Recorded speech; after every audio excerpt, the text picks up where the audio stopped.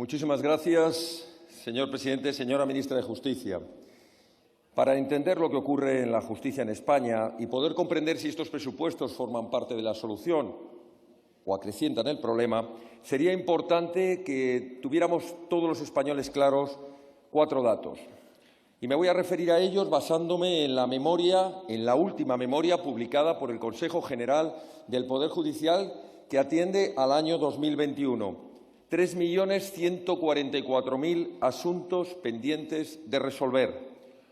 2.494.000 ejecuciones pendientes de llevar a cabo. Por tanto, resoluciones que ya han sido firmes, que se puedan llevar a la práctica. Esto suma aproximadamente más de 5.600.000 asuntos pendientes por resolver por todas las jurisdicciones y todos los órganos judiciales de España.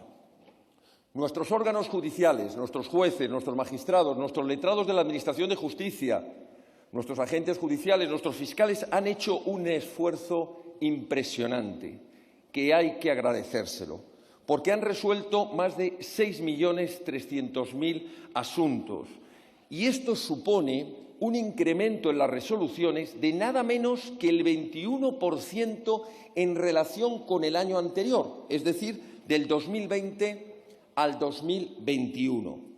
Pero ocurre, señora ministra, que la litigiosidad en España ha aumentado y han entrado 6.273.000 nuevos asuntos.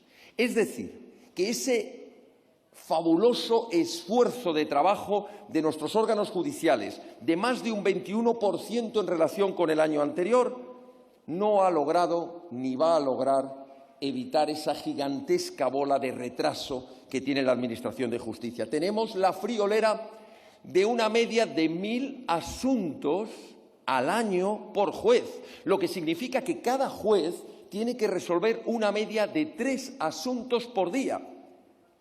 Y hablamos de 365 días, suponiendo que no tuvieran ni un solo fin de semana de descanso ni unas solas vacaciones. Imaginemos por un momento un magistrado teniendo que resolver el mismo día 3 asuntos de divorcio, o 3 concursos de acreedores, o 3 asuntos penales con delitos graves. Esa es la inaceptable carga de trabajo a la que estamos sometiendo a nuestros órganos judiciales. Y deberíamos preguntarnos, ¿podemos seguir exigiéndole a nuestros órganos judiciales todavía más trabajo?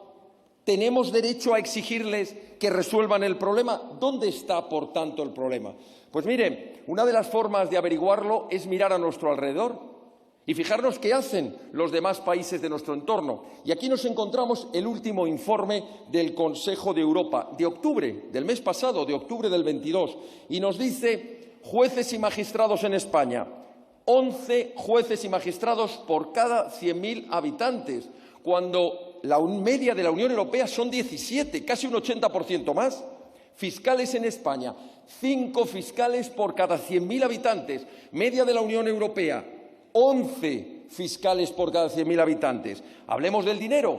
¿Cuántos euros se gastan en España por cada habitante y año? 87 euros. Y aquí alguno estará esperando que yo ahora dé un dato de la media de la Unión Europea muy superior. Pues he aquí el problema, que resulta que la media de la Unión Europea de euros gastados al año por habitante es muy inferior, 64. Es decir, que tenemos en un presupuesto de más de 2.197 millones de euros. Estos presupuestos, que además de ser de la ruina, son los presupuestos de la ineficacia, no resuelven el problema. Y encima nuestros órganos judiciales tienen que ver sentencias como la del pasado 10 de octubre del 22 del Tribunal Constitucional, señalándoles de dilaciones indebidas a un órgano judicial de Sevilla porque no resuelve suficientemente a tiempo.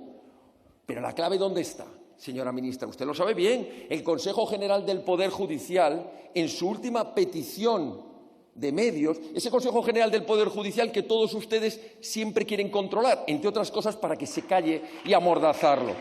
Para que se calle y amordazarlo. En su informe, el Consejo General del Poder Judicial pidió, como mínimo, la creación de 176 nuevas unidades judiciales. Y ustedes a bombo y platillo nos anunciaron el año pasado y que van a crear 70 que no llegan a cubrir ni siquiera la pérdida que hay por jubilaciones, por bajas y, por tanto, sigue habiendo cada vez más déficit de órganos judiciales. Le recuerdo, porque dice usted que no con la cara, pidieron 176 y ustedes les han otorgado 70. 176, 70. Faltan 106. Conclusiones. Estos presupuestos, que no son otra cosa en materia de justicia que lo mismo que hizo el Partido Popular cuando gobernó, en esto sí que la PSOE funciona perfectamente. Conclusiones. Primera conclusión. Ya la han visto todos ustedes y los españoles en los datos que he dado. Resulta que gastamos más que la media de la Unión Europea y tenemos menos órganos judiciales para resolver. Si tenemos menos órganos judiciales para resolver, tenemos menos capacidad para disminuir esa terrible demora en la resolución y, por tanto, aumenta el déficit de tutela judicial efectiva de los españoles. Y tercera conclusión, es que lo que ocurre es que está muy mal gastado. Está muy mal gastado porque los presupuestos de justicia se van por el sumidero de 12 comunidades autónomas con 12 competencias de justicia, más las 5 comunidades autónomas que dependen del Ministerio de Justicia, más los cursos de adoctrinamiento en ideología de género, más la burocracia judicial que ustedes han creado. Esa es la realidad de sus presupuestos, señora ministra. Se van por ahí. Y voy terminando, señor presidente. Pregunta, ¿quiénes son los grandes perjudicados de estos presupuestos de justicia? Los de siempre, los justiciables, el españolito de a pie, el que paga los impuestos, el que tiene que soportar una justicia lenta, tardía, una justicia... Señoría, debe finalizar, por favor. Voy terminando, señor presidente. Voy terminando. Apresurada. ¿Y quiénes son los grandes beneficiarios? De esto sí que le va a sonar muy cercano. Aquellos a los que nunca llega la justicia, a los que les prescriben los delitos, a los que pueden evadir capitales. Es decir, termino, señor presidente. Partidos políticos con sus corruptelas, los delincuentes, los golpistas, los etarras, los violadores, esos son los que se benefician de una justicia ineficaz. Muchas gracias, señor presidente.